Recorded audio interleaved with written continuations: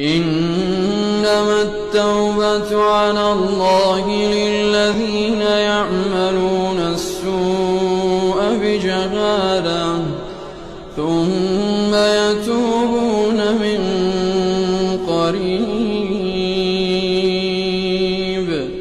فأولئك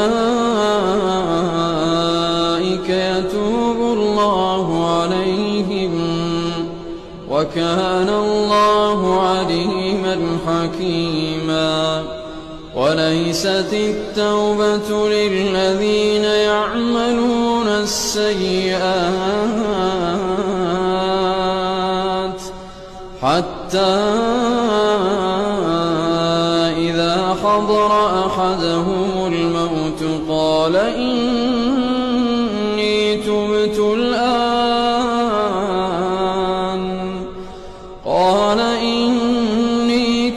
الآن ولا الذين يموتون وهم كفار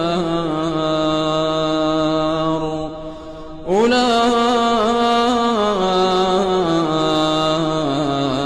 أعتدنا لهم عذابا أليما.